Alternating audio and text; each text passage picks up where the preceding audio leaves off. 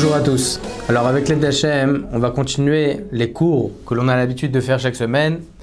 Donc ici, il s'agit du cours du grand rabbin d'Israël, le Rav Yitzhak Yosef Shlita. Il nous a fait part cette semaine d'une interrogation assez intéressante au sujet de l'interdit de demander à un non-juif pendant Shabbat de faire pour nous une melacha. Comme on l'a déjà dit dans les cours précédents, qu'il est interdit durant Shabbat de demander quoi que ce soit à un non-juif. Ce qui m'est interdit de faire, il est interdit de demander à un non-juif pendant Shabbat de le faire, ou bien même la veille des Shabbat, de lui demander de venir pendant Shabbat. Tout ça, c'est interdit pendant Shabbat. Très bien. Maintenant, la question est la suivante.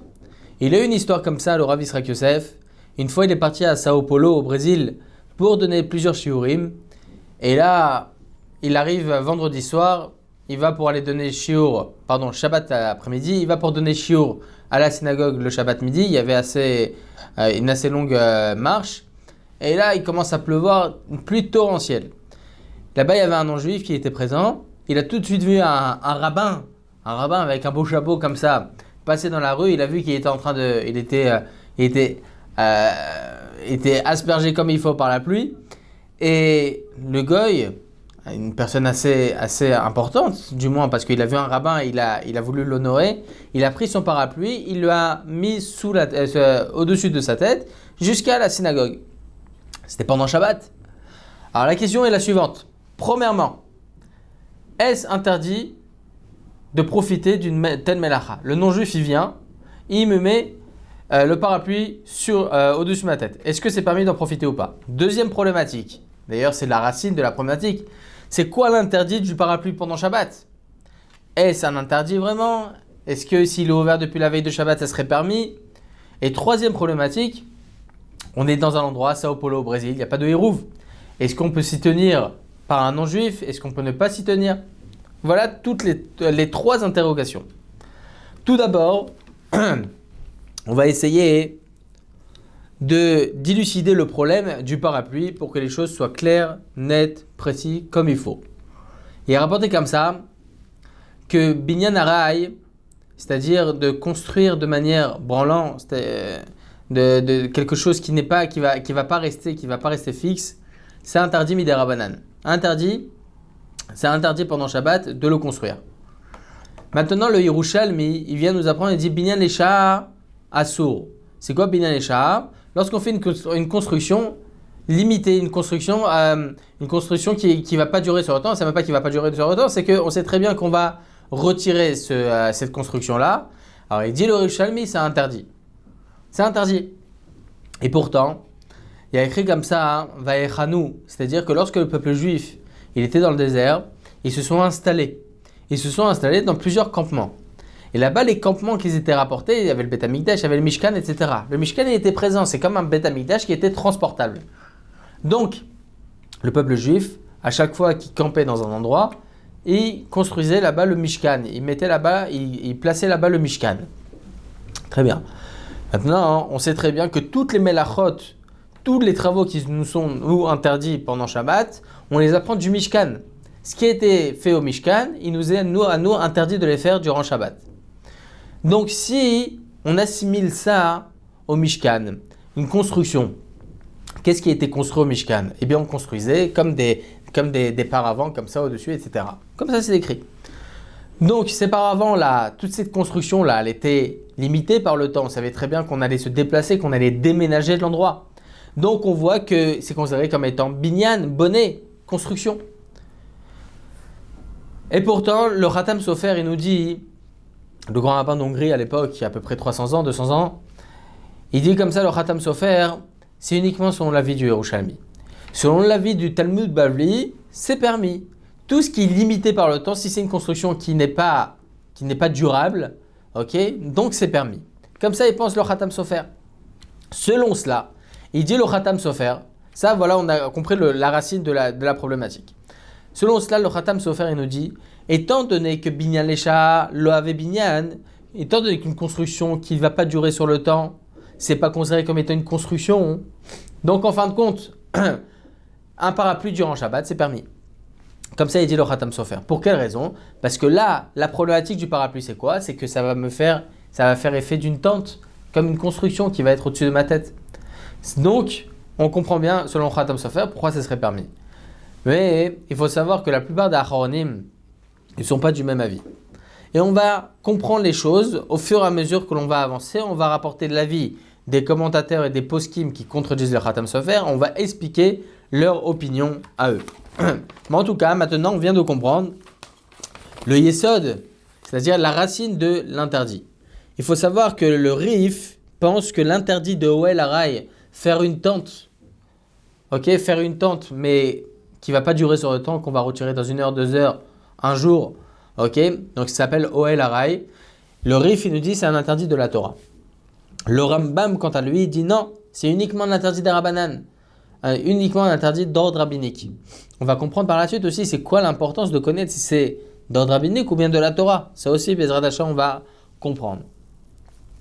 En tout cas, il faut savoir, selon cela, selon le Rif, le Rambam, dans tous les cas, c'est interdit. Et donc, on comprend bien, comme ça, il nous dit le Mirtam les David Pardo, dans son livre, le Rav Pardo, dans son livre Mirtam les David, il dit que c'est pour cette même raison qu'il est interdit durant Shabbat d'utiliser une mitriya, d'utiliser donc un parapluie, à cause du fait que l'on va faire comme une tente au-dessus de notre tête. C'est considéré comme étant, c'est vrai, Oel Arai, c'est considéré comme quelque chose qui dure pas sur le temps, parce qu'on va fermer cette tente, entre guillemets, ce parapluie, dans 1 heure, 2 heures, n'importe, dans 10 minutes. Donc c'est pas quelque chose qui est durable, quand bien même l'interdit reste le même, selon ce que nous disent le Rif et le Rambam. Selon le Rif, c'est un interdit de la Torah, selon le Rambam, c'est un interdit des Rabbanan. Si maintenant c'est ouvert depuis la veille de Shabbat, est-ce permis ou pas? En fin de compte, je ne le fais pas pendant Shabbat. Il dit le Mirtam les David, justement, au nom du Rambam. Il rapporte une preuve du Rambam dans les Chod Shabbat à la 31. Il dit au sujet des chapeaux. D'ailleurs, on va comprendre aussi les chapeaux du religieux. Le chapeau du religieux, il a donc il a comme une devanture comme ça, il a le rond au milieu. Alors, est-ce permis durant Shabbat? N'est-ce pas similaire au parapluie? Pourquoi ça ne serait pas considéré comme le parapluie? On va comprendre tout cela et Bezrat Hashem, on va en arriver, si Dieu veut, avec une conclusion. Il faut savoir que le Rambam il nous dit qu'un chapeau qui a des reliures sur le côté, c'est-à-dire que la paroi sur le côté, elle est assez large, et cette largeur, elle est assez dure comme ça, alors ça peut être considéré comme, littéralement, comme un parapluie, comme une tente, n'importe. Donc c'est interdit de mettre un tel chapeau. Pourquoi? Parce que c'est comme si on faisait une tente pendant Shabbat. Je mets mon chapeau pendant Shabbat, c'est comme si je faisais une tente. Étant donné que les trucs sur les côtés, ils sont un peu larges, donc toute la devanture, elle est un peu large. Donc là, ça serait un problème. C'est considéré comme étant une tente pendant Shabbat. D'ailleurs, Maran HaShulchan Aruch dans Siman 301, Halakha 40, tranche explicitement que c'est interdit. Alors, et si on te comprend d'ailleurs, c'est important. Comment nous, les religieux, on peut mettre un chapeau? C'est quoi ce religieux là? Il fait Shabbat, il fait une tente pendant Shabbat en mettant son chapeau. Il veut être beau, il n'est pas costaud. Il ne connaît pas la halakha. Comment il peut mettre? Le Shulchan Aruch explicitement il nous dit que c'est interdit de mettre un chapeau pendant Shabbat. On va comprendre bien évidemment que c'est permis, on va comprendre la raison de la permission. En tout cas, selon cela, il dit le Mirtam les David, étant donné que le Rambam et le Shulchan Aruch interdisent de mettre un chapeau, entre guillemets, on verra pourquoi la raison de l'autorisation aujourd'hui, ils interdisent de mettre un chapeau durant Shabbat, même si, en fin de compte, la devanture du chapeau, elle est déjà réalisée la veille de Shabbat, elle est déjà construite, tout est déjà fabriqué. Donc même si c'est déjà réalisé la veille de Shabbat, étant donné que je le mets sur ma tête pendant Shabbat, là je crée un OL. Pour quelle raison? Tout l'interdit de faire une tente durant Shabbat, c'est lorsque je profite en dessous. Je profite de ce qui se passe en dessous. Lorsque je mets un parapluie, je profite en dessous. Donc c'est pour ça que tout cela c'est permis. A contrario, c'est permis aussi pendant Shabbat d'ouvrir une table pliable. Pour quelle raison? Je fais une tente, regardez en dessous, il y a tout un vide. Non, parce que moi j'ai besoin de ce qu'il y a au-dessus. Je n'ai pas besoin du dessous. Donc là, c'est plus considéré comme étant OL. Donc on comprend pourquoi c'est permis. C'est d'ailleurs permis de remettre une chaise qui a été renversée. Pourquoi? Il y a un vide en dessous de la chaise. Non, c'est permis parce que moi j'ai besoin de ce qu'il y a au-dessus et pas de ce qu'il y a en dessous. Dont la problématique du parapluie. En tout cas, le Mertam les David tranche la halakha selon le Rambam et le Shulchan Aruch, selon ce qu'ils disent par rapport au chapeau, que même si c'est fait depuis la veille de Shabbat, c'est interdit de le mettre pendant Shabbat. Donc, on comprend bien que même pour le parapluie, même s'il est ouvert la veille de Shabbat, on ne pourra pas, il a déjà été ouvert au préalable la veille de Shabbat et on le laisse ouvert la veille de Shabbat, ça restera quand même interdit. Alors tout d'abord, entre parenthèses, essayons de comprendre par rapport au chapeau, comment le religieux peut mettre le chapeau pendant Shabbat. Comment une femme, si elle veut mettre un beau chapeau comme ça sur sa tête le Shabbat, comment elle a le droit ? Comment c'est possible? Le Shulchan Aruch, le Rambam tranche que c'est interdit. Essayons de comprendre. C'est rapporté comme ça dans le traité Shabbat 138b. Kova Rachav Tefach, un chapeau qui est assez large de 8 cm. Ok, donc la devanture, elle est, donc tout le contour, il est large de 8 cm. À partir de 8 cm, c'est considéré déjà comme étant un OL, c'est déjà considéré comme étant une tente. Donc faire une tente pendant Shabbat. Donc un tel chapeau est probablement interdit pendant Shabbat. Et on dit comme ça la Gemara, Imulo meuda kalarosh asur bo beshabbat. Si il n'est pas bien placé sur la tête, si on arrive mal à le positionner sur la tête, il peut s'envoler, c'est interdit. Comme ça il explique Rashi. Qu'est-ce qu'il explique Rashi? Il explique comme ça la Gemara. Rashi nous dit Asur latzet bekova beshabbat, mechashash shakova yahu vitgalgel laaretz, vehu yitbaesh lalechet bli kova. C'est possible que pendant Shabbat, pourquoi c'est interdit de mettre un tel chapeau pendant Shabbat avec une devanture assez large de 8 cm minimum? Parce que possible qu'un tel chapeau, il n'est pas bien placé sur la tête, il n'est pas bien assez coincé sur la tête, et c'est possible qu'avec un coup de vent, ça s'envole, il va se dérouler sur la rue. Ok, moi je vais aller le chercher et je vais le porter pendant Shabbat. Comme ça, il nous dit Rashi, je vais où Yitbayesh, étant donné qu'il est sale maintenant ce chapeau, il ne va pas pouvoir le mettre sur la tête, il va avoir honte, il va le porter dans ses mains. Donc la problématique de Rashi, ce n'est pas par rapport au fait de faire une tente, c'est le fait de peur que je le porte pendant Shabbat, je le porte dans mes mains pendant Shabbat. Très bien. A contrario, ça c'est l'avis de Rashi. Qu'est-ce qu'il pense comme Rashi? Selon la Gemara dans le traité Shabbat 138b, le Ran, le Nemuko Yosef, le Meiri, le Smag, le Sefer HaTruma, le Maharam Rotenburg, Rabbeinu Shaya Mataran, Yarishon, Rabbeinu Maharam Rotenburg, Rabbeinu Gershom, Maor Agola, le Tanya Rabati, le Maharil, pour les Acharonim, le Elia Rabba, le Malbushi Yom Tov, le Shut Pnei Yoshua, tous ces Rishonim et Acharonim tranchent comme Rashi en expliquant la Gemara de peur que l'on porte durant Shabbat. Donc, selon eux, la problématique de la tente n'existe pas.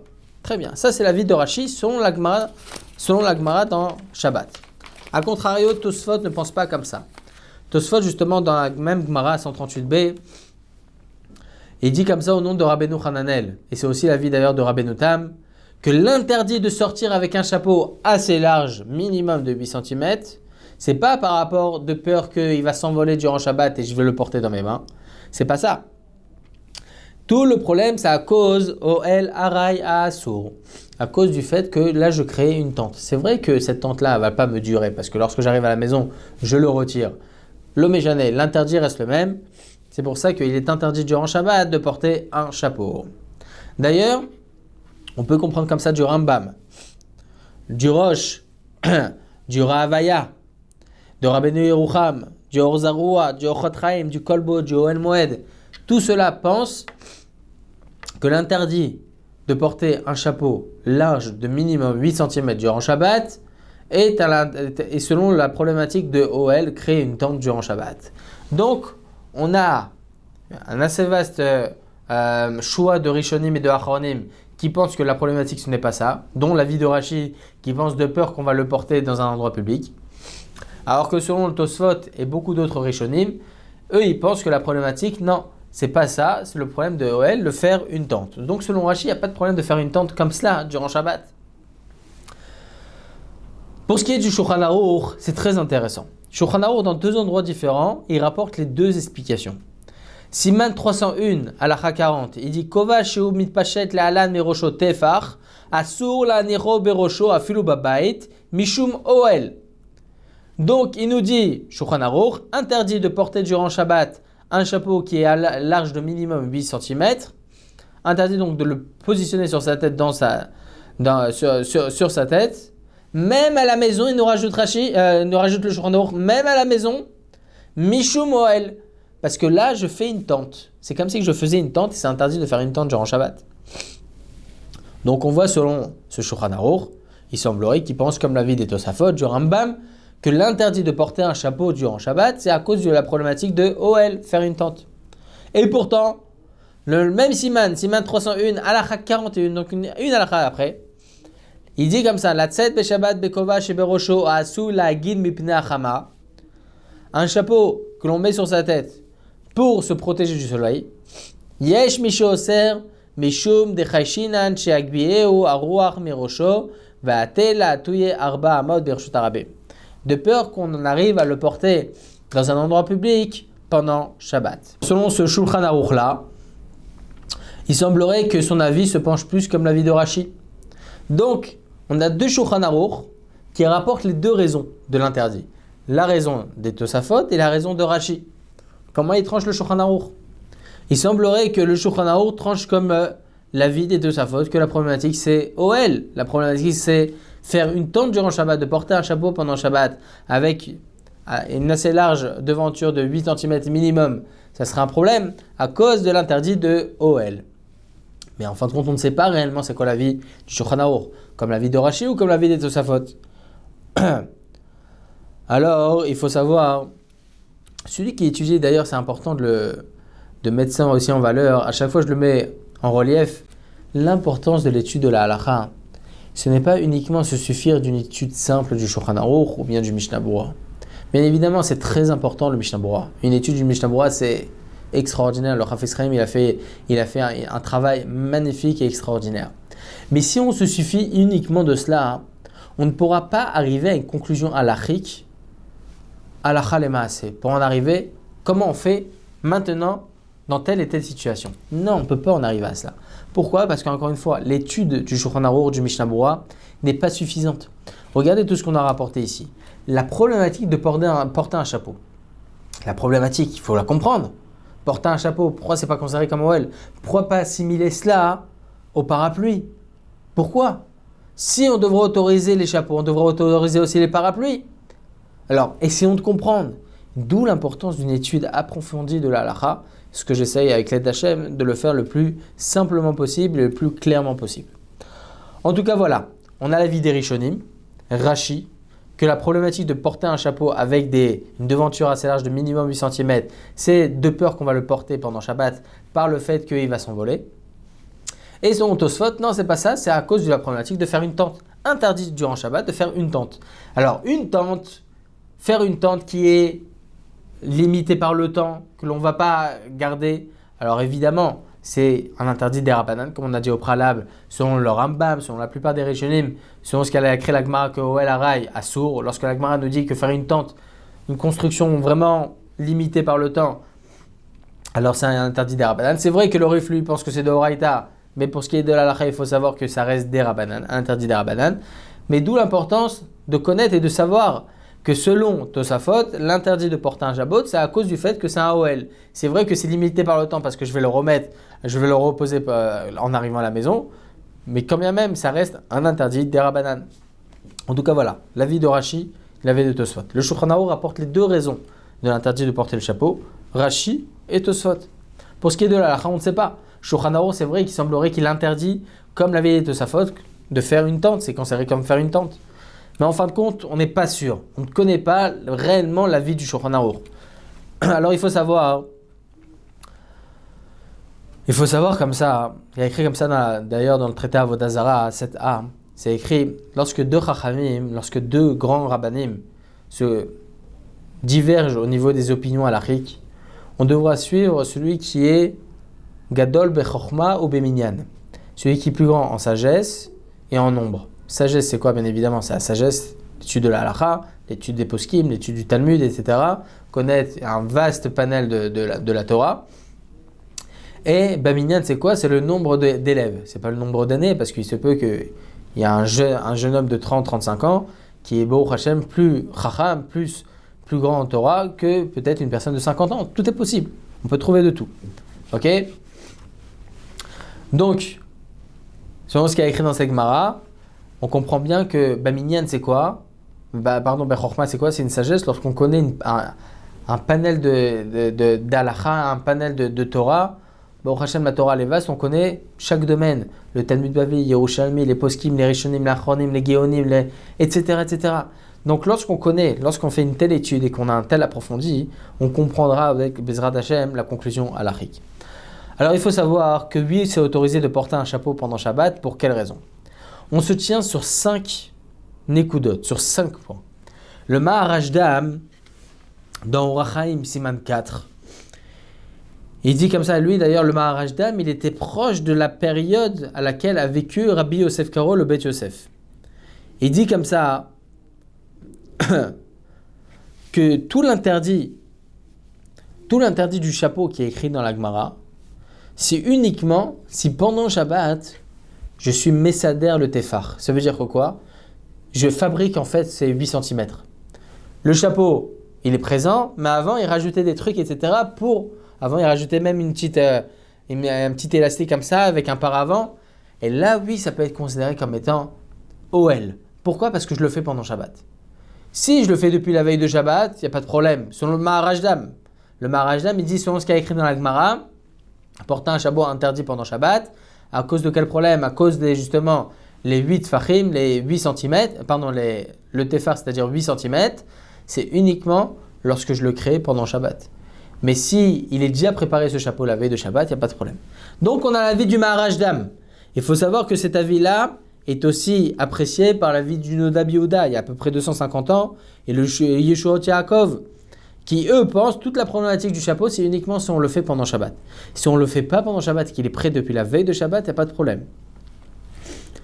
Très bien, ça c'est l'avis du Maharaj Dam. Deuxième point sur lequel on peut se tenir, c'est l'avis du Magan Avraham, Siman 301, alinéa 51, au nom du Hagot Moïmoniot, dans le Rambam, chapitre 22, dans les lois de Shabbat, halakha 31. Il dit comme ça, si c'est dur, si les parois elles sont assez dures, alors là il y a la problématique de OL de faire une tente pendant Shabbat. Si c'est pas dur, c'est assez souple, etc. Comme tous les chapeaux, la plupart des chapeaux que l'on a, les chapeaux des religieux surtout, ou bien même des femmes, ils sont assez souples. Alors là, il n'y a pas de problème de OL pendant Shabbat, de faire une tente pendant Shabbat. Ça, c'est l'avis du Magan Avraham. Donc, on a l'avis du Maharaj Dam, qui explique la Gemara dans Shabbat 138 au sujet du chapeau. Et on a l'avis du Magan Avraham au sujet du chapeau aussi. Troisième point sur lequel on peut se tenir, c'est l'avis du Taz. Et il dit le Taz qu'on peut autoriser tous les chapeaux. Pourquoi? Parce que lorsque l'on met un chapeau, on ne pense pas spécialement à se protéger ni du soleil, ni de la pluie. On le met pour quelle raison un chapeau? En général, les religieux mettent un chapeau pourquoi?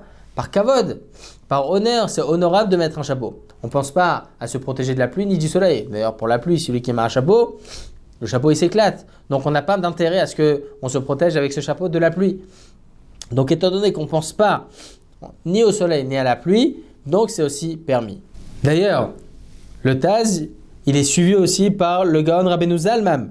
Le grand Rav de Chabad, dans ce Shulchan Aruch, Siman 301, alinéa 48 et 49, comme ça c'est écrit explicitement qu'on peut se tenir sur l'avis du Taz, que tous les chapeaux sont permis. Pourquoi? Parce que ces chapeaux-là, on ne les utilise pas pour se protéger ni du soleil ni de la pluie. On porte ces chapeaux uniquement par honneur et parce que c'est honorable. Donc c'est l'avis de Rabbeinu Zalman, c'est l'avis du Shud Penei Yoshua, et c'est l'avis aussi du Gaon Rav Epstein dans le livre Aruch HaShulchan. Quatrième point sur lequel on peut se tenir pour les chapeaux, c'est l'avis de Rashi qu'on a vu au préalable, que vraiment toute la problématique à la base, c'est par rapport à de peur que l'on le porte pendant Shabbat, mais s'il n'y a pas de crainte de le porter, par exemple il est bien tenu par la tête, ou bien on est dans un endroit où il y a un hérouve, etc., donc il n'y a plus de problème pendant Shabbat de porter un tel chapeau, selon Rashi. Ça, c'est l'avis de Rashi. Et cinquième point sur lequel on peut se tenir, et ça c'est très intéressant, il y a écrit ici que l'interdit de Ohel Harai, on a dit au préalable, faire une tente qui est qui est limité par le temps, on a dit que c'était un interdit des Rabbanan. Un interdit des Rabbanan. On a un klal, une généralité très intéressante. Psychriché, bédé Rabbanan. C'est quoi psychriché? C'est que lorsque je vais faire une action à proprement dit qui est permise durant Shabbat, mettre un chapeau sur la tête, il n'y a pas d'interdit dans l'absolu, mais en fin de compte va se réaliser un interdit qui est OL, selon l'avis des Tosafot, en tout cas du moins. Ok, ça s'appelle psychriché. C'est une action qui va venir.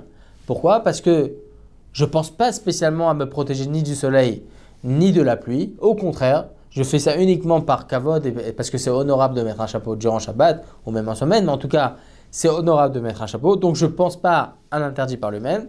Donc, ça devient un psychriché. C'est une melacha, un travail interdit qui va être réalisé par extension. Alors, ça s'appelle psychriché. Alors, nichale ou lo nichale? Est-ce que je suis intéressé par cette melacha ou pas? Alors oui, dans l'absolu, je suis intéressé parce que j'ai envie de mettre un chapeau. Je ne vais pas mettre un chapeau juste comme ça, ok, qui fait juste le tour de la tête. Il me faut aussi un chapeau assez honorable, joli, propre, assez large, etc. Donc, je suis intéressé à cela. On peut se tenir sur la vie du Troumat Hadeshen et du Sefer HaHashlama dans le traité Souka 33b que eux, ils pensent, selon Troumat Hadeshen, selon le Sefer HaHashlama, que lorsqu'il s'agit d'un interdit des Rabbanan, comme nous ici au El Harai, faire une tente qui est limitée par le temps, c'est un interdit des Rabbanan. Si je ne pense pas à l'interdit, mais à m'intéresse cet interdit, psychriché, des nichale beisur des Rabbanan mutar. Lorsque le travail va être fait par extension, l'action que je fais par elle-même, elle n'est pas interdite. Prendre un chapeau et de le mettre sur la tête dans l'absolu, ce n'est pas interdit. Mais en fin de compte, il y a un interdit qui va se réaliser automatiquement à cause du fait que c'est interdit de faire une tente pendant Shabbat. Ça s'appelle psychriché. Lorsqu'il y a un psychriché qui est fait dans un interdit des Rabbanan et que le travail interdit qui va être réalisé, ça va être un interdit des Rabbanan, un interdit d'ordre rabbinique, même si je suis intéressé par cet interdit, ça restera permis. Ça, c'est la vie du Troumat Hadeshen. Ça s'appelle psychriché des nichale beisur des Rabbanan mutar. Alors, il faut savoir que selon la halakha, on ne tranche pas du tout comme ça la halakha. D'ailleurs, Maran Ovadia Yosef, dans son responsable Yabia Omer, il rapporte à plusieurs reprises. Il faut savoir que selon la halakha, c'est totalement interdit. Lorsque c'est nichale, lorsqu'on est intéressé par l'action, c'est interdit. Même si c'est d'ordre rabbinique et qu'il s'agit d'un psychriché, c'est interdit. C'est vrai qu'on a le Troumat Hadeshen, on a le Sefer HaHashlama, donc on peut les associer à tout ce que l'on a dit au préalable pour autoriser de porter un chapeau durant Shabbat. Donc encore une fois, pour redéfinir les choses, on a l'avis du Maharajdam. On a le Maharajdam qui lui pense que tant que tu ne fais pas ce tefach là, c'est 8 cm durant Shabbat, mais il est fait déjà depuis la veille de Shabbat, il n'y a pas de problème de OL, il n'y a pas de problème de faire une tente. Donc on a l'avis du Maharajdam.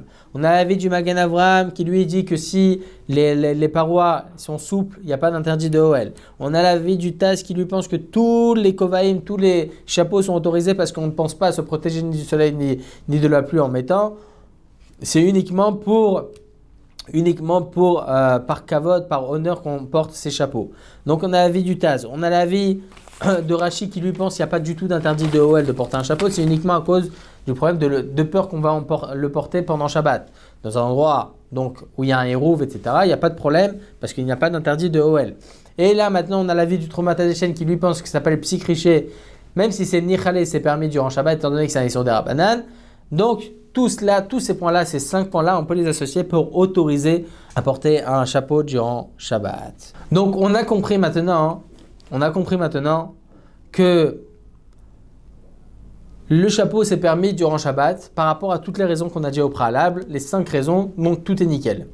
Maintenant pour revenir par rapport au parapluie, il faut savoir que le Mirtam de David, on a dit au préalable, il a assimilé l'interdit de prendre un parapluie durant Shabbat, d'utiliser un parapluie durant Shabbat, il l'a associé à l'interdit de porter un chapeau pendant Shabbat. Et lui, il pense, le Mirtam de David, que même si ce parapluie-là, il est ouvert la veille de Shabbat, ça reste interdit. Encore une fois, pour le chapeau, on a compris pourquoi c'est permis. On a 5 raisons qui viennent permettre spécialement par rapport au chapeau, parce qu'on le met par kavod, on ne le met pas pour se protéger, etc. contrairement au parapluie. Donc toutes les raisons que l'on a rapportées au préalable du chapeau ne sont pas réalisables par rapport au parapluie. C'est pour ça que pour le parapluie, ça reste interdit. Reste interdit. Et donc selon Mirtam et David, même si le parapluie il est ouvert depuis la veille de Shabbat, ça restera interdit. Le Nudab Yehuda rajoute que mis à part l'interdit de faire un OL durant Shabbat, de faire une tente durant Shabbat, même s'il s'agit qu'un interdit des Rabbanan, étant donné qu'on va le refermer ce parapluie, donc ça s'appelle OL Arai, c'est limité par le temps, quand bien même le Nudab Yehuda il nous dit de peur que les gens vont penser que toi tu l'as ouvert pendant Shabbat. Maritain, c'est ce qu'on appelle Maritain, les gens ils vont penser que. Très bien. Il faut savoir déjà par rapport à ce Inyan de Maritain, les gens ils vont penser que tu as fêté l'interdit durant Shabbat. Il faut savoir qu'il semblerait que le Nudab Yehuda se penche comme l'avis du Maharshal et du Shach, qui eux pensent que le Maritain, de peur que les gens vont penser à, il s'associe aussi à un interdit des Rabbanan. Même si l'interdit en question il est interdit des Rabbanan, le Nudab Yehuda, il semblerait qu'il pense comme l'avis du Maharshal et du Shach, que même lorsque l'interdit en question est des Rabbanan, on rajoute aussi l'interdit de Maritain. On peut dire aussi l'interdit de Maritain, même lorsque l'interdit est des Rabbanan. Comme ici, l'interdit de faire un OL, interdit de faire une tente donc qui est limitée par le temps, on a dit que c'est uniquement des Rabbanan. Et pourtant, lui, il rajoute le Nudab Yehuda, mis à part toutes les problématiques de OL, etc., on rajoute aussi une autre problématique, c'est que les gens ils vont penser que tu l'as ouvert pendant Shabbat. Même si tu l'ouvres la veille de Shabbat, donc tu fais rien en fin de compte, quand bien même les gens ils vont penser que tu l'as ouvert pendant Shabbat, et donc là c'est un problème. Donc eux ils pensent, le Nudab Yehuda, etc., qu'on dit Maritain, même lorsque l'interdit est des Rabbanan. Mais il faut savoir que selon la halacha, le Beth Yosef rapporte comme ça dans le Siman 87 dans Yoredea, au nom du Rashba dans cette Shuvot, volume 3, Siman 257, Maritain, le de peur que les gens vont penser à, ne s'associe pas lorsqu'il s'agit d'un interdit des Rabbanan. Je vous donne un exemple. Lorsque vous avez du poulet, il faut savoir que le mélange poulet et lait, volaille et lait, c'est un interdit des Rabbanan. L'interdit de la Torah, c'est uniquement de mélanger la viande et le lait. Par contre, tout ce qui est volaille et lait, c'est un interdit des Rabbanan. Bien entendu, c'est interdit les gamrés, interdit complètement. Évidemment, il n'y a même pas de question à se poser. Mais ça reste un interdit des Rabbanan d'ordre rabbinique. Donc, est-ce que j'ai le droit de prendre de la volaille et de me prendre ma crème soja et de l'asperger comme ça et les cuire ensemble? Est-ce que j'ai le droit ou pas? Alors, il faut savoir que pour de la viande, c'est interdit de faire cela. Pour quelle raison? Ah, c'est de la crème soja, je fais aucun interdit? Non, Maritain.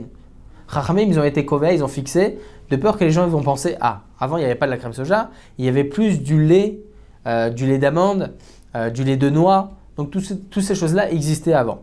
Donc Chachamim, ils ont été kovei, ils ont fixé qu'il y avait un interdit de Maritain sur ce qui est de la viande rouge. Donc interdit de même mettre du lait qui est synthétique, le mettre dans la viande et le cuire ensemble. Très bien. Mais tout ce qui est volaille, étant donné qu'il s'agit d'un interdit des Rabbanan, il n'y a pas de Maritain, comme on a dit maintenant. Comme ça tranche le Beth Yosef.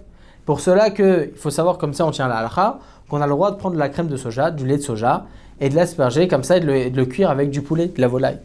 Maran Arav Ovadia Yosef Zichrono Livracha, il rajoute comme ça dans Yabi Omer, même pour ce qui est de la viande rouge, aujourd'hui on pourrait permettre. Pour quelle raison? Parce que étant donné que c'est quelque chose qui est nafout, c'est quelque chose qui est connu aux yeux des gens, toute la problématique de Maritain n'existerait plus. Pourquoi? Parce que les gens ils vont pas penser à. D'ailleurs, c'est pour ça qu'on a le droit, la veille de Shabbat, de positionner une minuterie pour que la lumière s'allume. Ah, les gens ils vont penser que tu l'as allumé. Non. Non. Pourquoi? Parce que c'est connu aux yeux des gens que ça existe les minuteries. C'est pour ça que c'est permis. C'est pour cela que nous on tranche pas comme le Nudab Yehuda et il n'y a pas de problème de Maritain. Très très bien. On a compris maintenant. Mais en fin de compte, on a compris que l'interdit de porter un parapluie durant Shabbat, il existait. L'interdit est des Rabbanan, certes, très bien, mais ça reste un interdit. C'est pour ça qu'on n'a pas le droit de porter un parapluie durant Shabbat. Ah, vous allez me dire, mais il est ouvert depuis la veille de Shabbat. Non.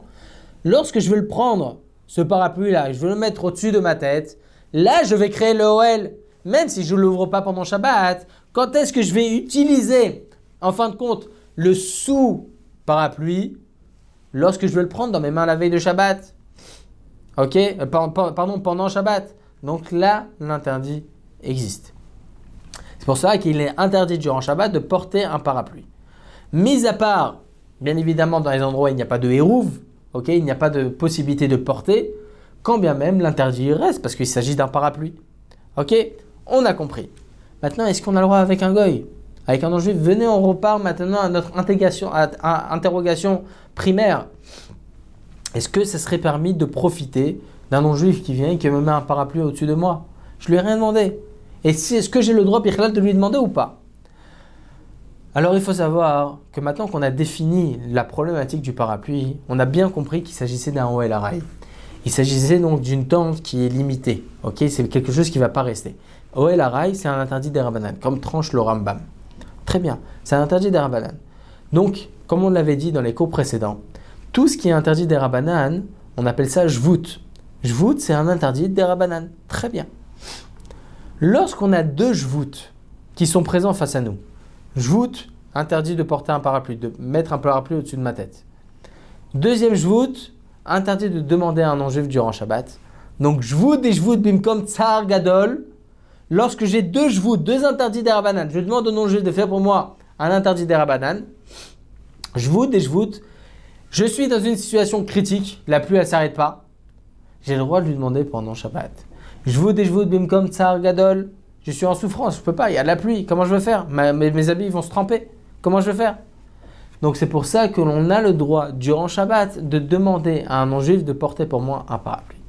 Ça, très bien, on a compris, le parapluie, on a le droit de demander au non-juif. Mais s'il n'y a pas de héros, Rav, est-ce que j'ai le droit de lui demander ou pas? Alors il faut savoir qu'au jour d'aujourd'hui, dans Maran Arav Yosef Zichrono Livracha, il rapporte comme ça dans le responsable Abi Omer, toute la problématique d'un Reshut Arabim. Un domaine public, c'est interdit de porter dans un domaine public, comme ça écrit dans la Gemara. Interdit de la Torah de porter dans un domaine public. Maintenant, c'est quoi les références d'un domaine public? C'est quoi les paramètres d'un domaine public? Il faut que ça soit 15 amot de large, ok? Il faut que ça soit assez long, voilà, il y a plusieurs paramètres. Il faut savoir que Maran Shulchan Aruch se contredit dans deux endroits. Dans Hilchot Shabbat, il dit comme ça dans Hilchot Shabbat. Je vous lis les mots pour que les choses soient claires, propres, précis, comme il faut. Ok? C'est rapporté comme ça. Loi Shabbat, Siman 303, Halacha 18.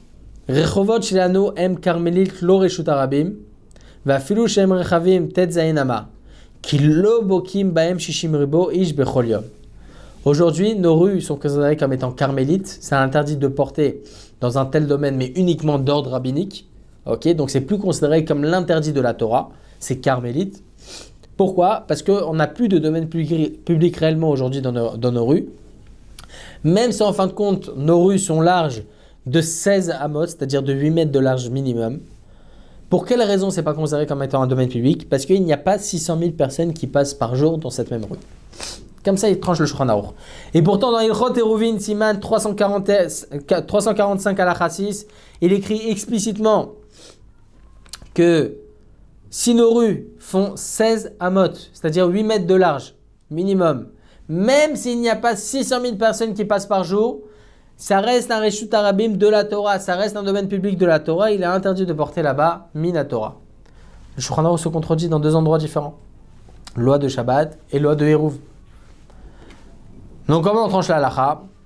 Maran Arav Yosef Zichrono Livracha, il se tient sur plusieurs points, entre autres le Razonish, qui lui pense qu'aujourd'hui il n'y a plus du tout de Reshut Arabim.